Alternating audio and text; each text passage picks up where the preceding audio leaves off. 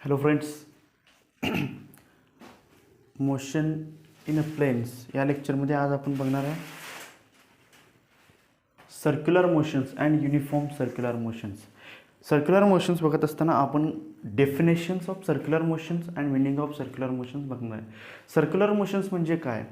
जेव्हा आपण linear motions बघितलं, त्या लिनियर मोशन्समध्ये जेव्हा बॉडी एखादी पाथ फॉलो करते, त्याचं डिस्प्लेसमेंट बघितलं, डिस्टन्स बघितलं, त्याचबरोबर त्याची वेलॉसिटी, ॲक्सेलरेशन्स आणि त्यामध्ये टाईप्स ऑफ ॲक्सेलरेशन आणि वेलॉसिटी, स्पीड आपण बघितलं. जे काही ॲव्हरेज वेलॉसिटी असतील, इन्स्टंटेनियस वेलॉसिटी असतील, त्याचबरोबर ॲव्हरेज आणि इन्स्टंटेनियस ॲक्सेलरेशन असेल, ॲव्हरेज आणि इन्स्टंटेनियस स्पीड असतील, या सगळ्या गोष्टी आपण बघितलं. तर आजच्या लेक्चरमध्ये आपण बघणार सर्क्युलर मोशन्स. सर्क्युलर मोशन्स म्हणजे काय असणार आहे की बॉडीज कसे फॉलो करणार आहे, सर्कलमध्ये पाथ फॉलो करणार आहे. The body following the path of circle, म्हणजे एक सर्कल आहे, कन्सिडर करा. दिस इज द एक सर्कल आहे आणि या ठिकाणी सेंटर आहे. बॉडी कशी पाथ फॉलो करत आहे, along the circle. Object moving along the circle or on the circumference of the circle, this is called as circular motion with a constant speed. जर एखादी बॉडी जर कॉन्स्टंट स्पीडनं जर सर्कम्फरन्सवर move करत असेल तर त्याला म्हटलं जातं uniform circular motions. Circular motions, the body following the path of the circle with some velocities, this is called as circular motions. The body follows the path of the circumference of the circle, or the body motions along the circles with the constant velocity. This is called as uniform circular motions. त्याचबरोबर ही जी काय diagram मी काढलेली आहे या ठिकाणी, तर जेव्हा आपण displacement काढत असतो, displacement is x along any directions in the linear motions. Linear motions आणि सर्क्युलर मोशनमध्ये कंपॅरिझन करत करत आपण काही टर्म्स बघणार आहे. डिस्प्लेसमेंट असू द्या, जे काही लिनियर डिस्प्लेसमेंट आणि अँग्युलर डिस्प्लेसमेंट असते, त्याचबरोबर वेलॉसिटी, अशा पद्धतीचे टर्म्स आपण बघणार आहे. जर कन्सिडर करा, ए बॉडी या ठिकाणी आहे ॲट पॉईंट ए आणि ती बॉडी किती जाणार आहे, ॲट पॉईंट बीकडे जात असते. जात असताना हे दाखवण्यासाठी आपण काय वापरतो, रेडियस वेक्टर आर वापरतो. तर the body covered angle at the centre of the circle to following the path along the circumference of the circle, then this angle is called as angular displacement of the body. त्या अँगलला काय म्हटलं जातं, this angle is called as angular displacement. Angular displacement of the body. Body असू दे किंवा object असू दे, जी कसे path follow करते, circular मोशनमध्ये आहे. आणि ती सर्क्युलर मोशन करत असताना एखादी डिस्प्लेस झाली ए टू पॉईंट बी पर्यंत out the circumference, on the circumference, then the angle covered at the centre of the circles by the radius vector R, this is called as angular displacement. They shows theta. ते कशाने दाखवलं जातं, थीटाने दाखवलं जातं. त्याच पद्धतीने जी काही युनिट्स आहे, देर युनिट्स इज रेडियन. काय असणार आहे, युनिट रेडियन असणार आहे.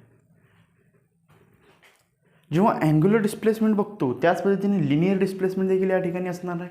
जी पाथ फॉलो केली ए टू बी, हे कसं आहे, स्ट्रेट लाईन असणार. म्हणजे जी लिनियर मोशनमध्ये बघितलं त्याच पद्धतीने ही जी काही पाथ असणार आहे, हे लिनियर मोशन्स असणार आहे, बट ते डायरेक्शन चेंज होत असणार आहे. त्याच पद्धतीने A to B, this is called as यल. जी काही डिस्टन्स कवर केलं ए टू बी एका बॉडीने, त्याला यल म्हटलं जातं आणि त्याला म्हटलं जाते linear displacement, L or x. This is called as linear displacement. ज्या पद्धतीनं आपण डायरेक्शन्स बघत असतो, डिस्प्लेसमेंट बघत असताना ही वेक्टर क्वांटिटी आहे, डिस्प्लेसमेंट बघत असताना काय करतो आपण, डायरेक्शन बघत असतो. त्याच पद्धतीनं अँग्युलर डिस्प्लेसमेंट बघण्यासाठी अँग्युलर डिस्प्लेसमेंट जी काही थीटा अँगल कवर्ड केलं at the centre of the circle, त्याची काय जे डायरेक्शन असते, ती डायरेक्शन आपण जे डायरेक्शन काढण्यासाठी आपण काय वापरू शकतो, राईट हँड थंब रूल. अशा पद्धतीने आपण राईट हँड थंब रूल वापरू शकतो. जेव्हा एखादी बॉडी या डायरेक्शनमध्ये पाथ फॉलो करत असेल तर according to right hand thumb rule curls finger shows the positions of the body, म्हणजे जी काही सर्कम्फरन्स आहे त्या बॉडीची पोझिशन दाखवते. Curled finger position of the body and motion of the body. Then we curl like this, and the angular displacement of the body is towards to the yo. Then the body follows the opposite path. Consider the body following the opposite path. Then we can apply the same right hand rule. Then we shows the directions of angular displacement like this. It is inside to the board. अशा पद्धतीने आपण angular डिस्प्लेसमेंटचं direction दाखवू शकतो. Angular displacement बघितल्यानंतर आपण काही गोष्ट बघणार की वेलॉसिटीज देखील असणार आहे. जर सर्क्युलर मोशन असेल तर वेलॉसिटी मे बी डिफरंट असू शकते, बट युनिफॉर्म सर्क्युलर मोशन जेव्हा असते तेव्हा काय असते, वेलॉसिटी ही कॉन्स्टंट असते. वेलॉसिटी कॉन्स्टंट असते म्हणजे सर्क्युलर मोशनमध्ये दोन पद्धतीचे वेलॉसिटी असतात, जसे डिस्प्लेसमेंट आहे, displacement linear displacement on the circumference of the circles and angular displacement at the angle covered at the center असणार आहे. त्याच पद्धतीने जी काही वेलॉसिटी असणार आहे ती वेलॉसिटी कशी असणार आहे, ऑन द सर्कम्फरन्स. जी काही लिनियर वेलॉसिटी असते ते कशावर असणार आहे, सर्कम्फरन्सवर असणार आहे. त्याच पद्धतीनं आणि जी डायरेक्शन्स हे टेंजेन्शियल डायरेक्शन असणार आहे. कन्सिडर करा एखादी बॉडी या पद्धतीनं मूव्ह होत असते, कंटिन्युअसली त्याचं डायरेक्शन चेंज होत असते. अशा पद्धतीने त्याची काही directions of the linear velocity, it is the tangentials of the circle ला कसे असणार आहे, tangential असणार आहे. जर एखाद्या वेळेस आपण एखादी दोरी घेतली किंवा एखादा पेंडुलम घेतला आणि थ्रेडला ते एखादे बॉब बांधून जर पेंडुलम घेतला आणि जर आपण सर्क्युलर मोशन्समध्ये एका पॉईंटला धरून ॲट द सेंटर कन्सिडर करून आपण सर्क्युलर मोशनमध्ये फॉलो करत गेला, त्याच पद्धतीने एका टायमाला चुकून जर आपल्याकडून ती जी बॉब आहे ती बॉब आणि थ्रेडमधला जो कॉन्टॅक्ट आहे कट झाल्यानंतर जी काही बॉब्स असणार आहे ते कुठल्या डायरेक्शनमध्ये जाणार आहे, टँजेन्शियल डायरेक्शनमध्ये जात असते. कन्सिडर करा एक बकेटमध्ये आपण पाणी घेतलं आणि अर्धा बकेट भरल्यानंतर आपण अशा पद्धतीनं फिरवत आहे. ते फिरवत असताना जे काही बकेटमधील पाणी आहे सांडत नाही. कशामुळे, कारण की टँजेन्शियल्स वेलॉसिटी जी काही वेलॉसिटी असणार आहे त्या बकेटमधील पाण्याचा, म्हणजे ती काय असणार आहे, object A and B, these are the waters inside the bucket, then they follow the tangential velocity at each points. म्हणजे कुठल्याही पॉईंट्समध्ये गेल्यानंतर तिची वेलॉसिटी कशी असणार आहे, टँजेन्शियल असणार आहे. त्यामुळे ती जी बकेटमधली पाणी आहे ती कशामुळे सांडणार नाही, टँजेन्शियल वेलॉसिटीमुळे सांडणार नाही. वेलॉसिटी समजली आणि त्याचबरोबर त्याची डायरेक्शन समजली. अँड आता आपण बघणार आहे मॅग्निट्यूड. आपण काय समजले की वेलॉसिटी, लिनियर वेलॉसिटी बघितली, linear velocity, linear velocity v असणार आहे. त्याच पद्धतीनं जी काही डायरेक्शन्स आहे, डायरेक्शन कशी आहे, टँजेन्शियल डायरेक्शन आहे, टँजेन्शियल ऑफ सर्कल असणार आहे, टँजेन्शियल ऑफ सर्कल असणार आहे. ठीक आहे. आणि त्याची जी काही युनिट्स आहे ते मीटर पर सेकंद असणार. देन आता आपण बघितले की वेलॉसिटीज बघितली, जी काही linear velocity on the circular motions. त्याच पद्धतीने जी काही डिस्प्लेसमेंट असणार, जी काही अँग्युलर डिस्प्लेसमेंट असणार ते कसं असणार, सेंटरमध्येच असणार आहे. आणि ते अँग्युलर किती डिस्प्लेस कव्हर झालं ते, त्याच जी काही डायरेक्शन्स आहे हे angular displacement and angular velocities are the same directions असतात. त्याच पद्धतीने change in angular displacement with respect to time inside to the centre, this is called as angular velocity. Angular वेलॉसिटीचा टर्म्स नंतर बघत. तर या ठिकाणी अँग्युलर लिनियर डिस्प्लेसमेंट देखील लिनियर ॲक्सेलरेशन देखील या ठिकाणी असणार आहे. लिनियर ॲक्सेलरेशन म्हणजे चेंज इन वेलॉसिटी, वेलॉसिटीची डायरेक्शन चेंज होत आहे. युनिफॉर्म सर्क्युलर मोशनमध्ये जर वेलॉसिटीचा मॅग्निट्यूड सेम असला म्हणजे स्पीड सेम असला तरी त्याचं डायरेक्शन कसं असणार आहे, चेंज होत असणार आहे. त्यामुळे त्या ठिकाणी काय व्हॅरी होणार आहे, ॲक्सेलरेशन, लिनियर ॲक्सेलरेशन व्हॅरी होणार आहे. जेव्हा लिनियर ॲक्सेलरेशन असते, लिनियर ॲक्सेलरेशन डायरेक्शन काय आहे, त्याचबरोबर त्याची मॅग्निट्यूड काय आणि ते कसं असणार आहे हे आपण बघणार आहे. तर ॲक्सेलरेशन म्हटल्यानंतर change in linear velocity with respect to time, this is called as acceleration. The magnitude of linear velocities are same, but they changes their directions, then the acceleration is vary. And accelerations, linear acceleration in the circular motion, they are perpendicular to tangential. हे जे काही tangential motion आहे हे perpendicular, याला जे काही perpendicular असणार आहे म्हणजे रेडियस वेक्टर जे काही परपेंडिक्युलर असणार आहे त्यामध्ये असणार परपेंडिक्युलर टू द, ते काय असणार आहे लिनियर ॲक्सेलरेशन्स. म्हणजे linear accelerations is perpendicular to tangential.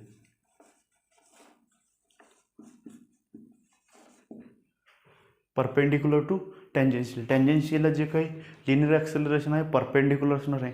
हे कसे आहे हे कळलं. त्याचबरोबर त्याची magnitude is like same. Magnitude in uniform circular मोशनमध्ये आपण बघत आहे magnitude is equal to linear velocity, जे काही व्ही असणार आहे. मॅग्निट्यूड कसं आहे लिनियर वेलॉसिटी इतका असणार आहे. आपल्याला कसे असणार ॲक्सेलरेशन कसं असणार लिनियर ॲक्सेलरेशन कळलं. त्याचबरोबर मॅग्निट्यूड कसं असणार आहे त्या गोष्टी कळल्या. आता आपण बघायचं की त्याचे डायरेक्शन कसे असणार आहे. It is a direction towards to the centre. म्हणजे कसं असणार आहे हे जे काही डायरेक्शन आहे हे टँजेन्शियलला कन्सिडर करा. हे टँजेन्शियल आणि हे परपेंडिक्युलर आहे. टँजेन्शियलला परपेंडिक्युलर केलं आणि हे जे काही magnitude of the linear velocity आहे in the circular motions and also uniform circular motion, then the magnitude is same like the speed or linear velocity, then the directions of linear acceleration is towards to the center of the circles. This is also called as centripetal acceleration. Centripetal accelerations याला काय म्हटलं जातं centripetal ॲक्सेलरेशन्स. कशामुळे centripetal कशामुळे केलं जातं की हे जर डायरेक्शन्स आहे टुवर्ड्स टू द सेंटर आहे आणि ही जी काही होण्यासाठी जे काही कॉज आहे जे काही रिझन आहे सेंट्रिपेटल ॲक्सेलरेशन होण्यासाठी जे काही रिझन आहे ते रिझन म्हणजे काय असणार आहे सेंट्रिपेटल फोर्स असणार आहे. It cause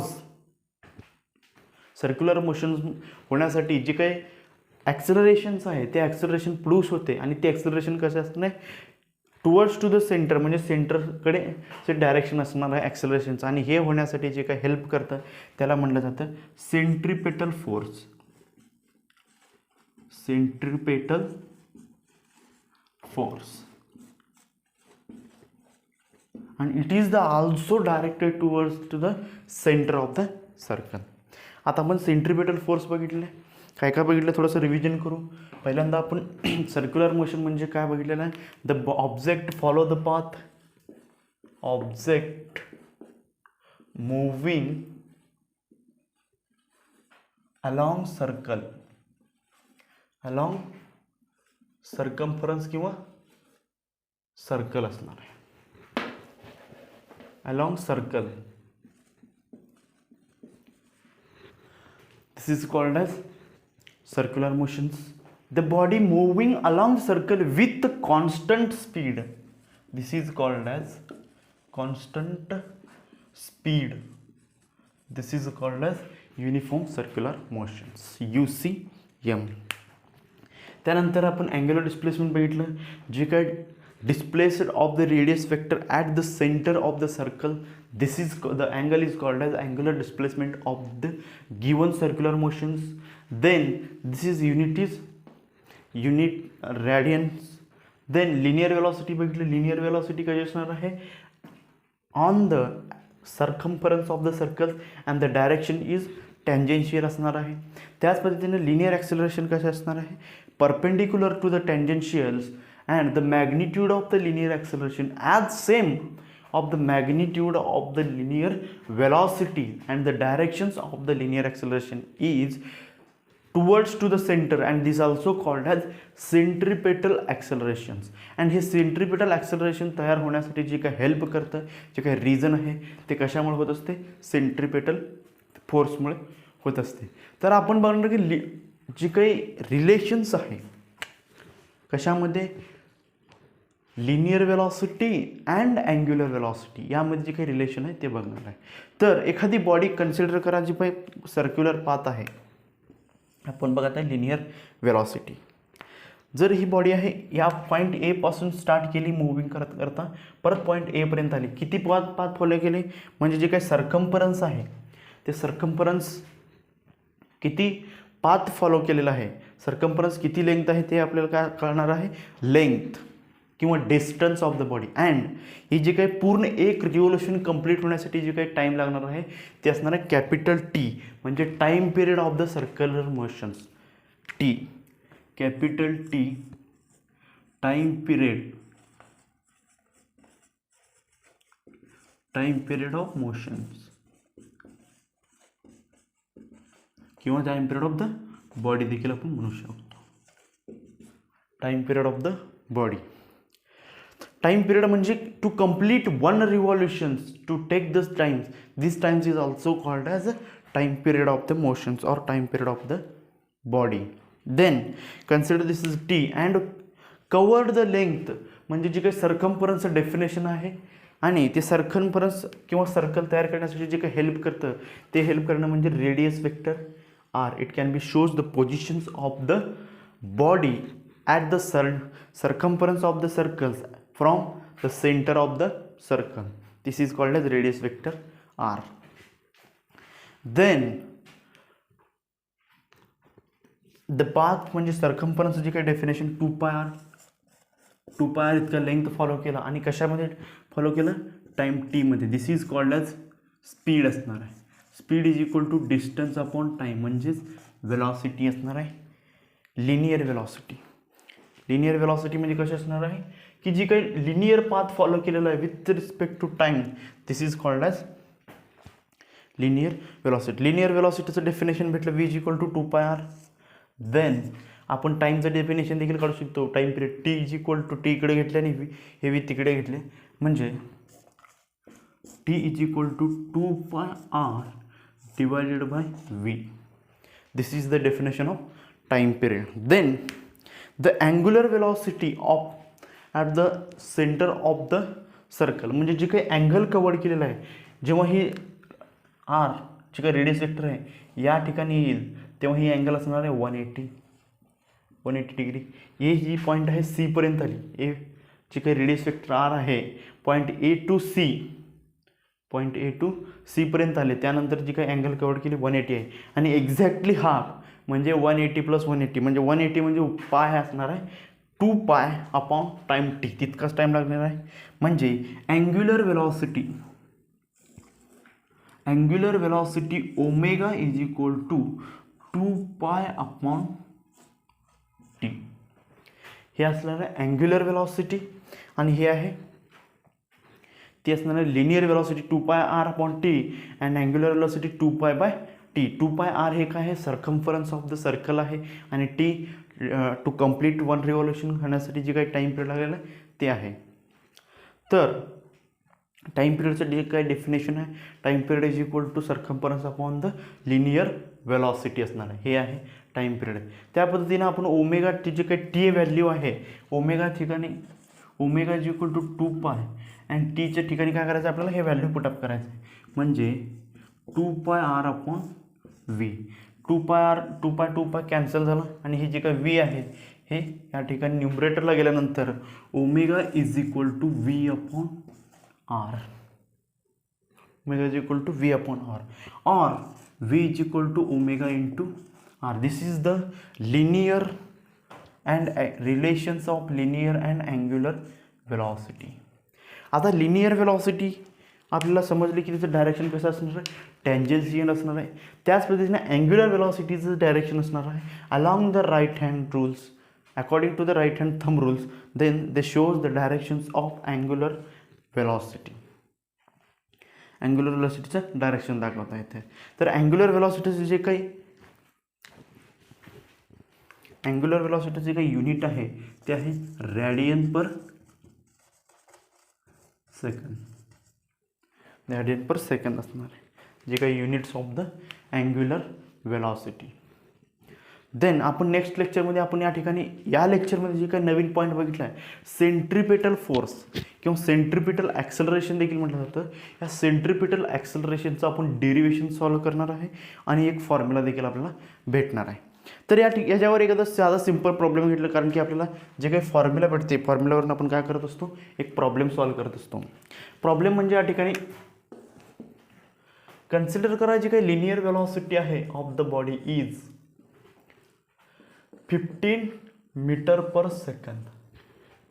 then and angular velocity of the body, angular velocity omega is equal to 0.5 kilometer per hour. Then the weight of the body, जे काही बॉडीचं मास आहे, mass is equal to 100 kg असणार. ठीक आहे. तर या ठिकाणी आपण विचार करणार आहे की मास कशासाठी दिलेला आहे. अशा क्वेश्चन्स दिलेले जाते की कन्फ्यूज करण्यासाठी. आपण मासचा काही या ठिकाणी उपयोग करून घ्यायचं नाही आहे. हेच प्रॉब्लेम आपण नेक्स्ट लेक्चरमध्ये देखील बघणार आहे. तर जे काही रिलेशन्स आहे हे रिलेशन वापरून आपण काय करू शकतो, हा प्रॉब्लेम सॉल्व्ह करू शकतो. बट या ठिकाणी काय दिलेलं आहे, किलोमीटर पर आवर, म्हणजे ही जी काही युनिट दिलेलं आहे हे काय करायचं आपल्याला, omega is equal to 0.5 into 10⁻³ metre per 3 metre per सेकंडमध्ये कन्वर्ट करून घ्यायचं.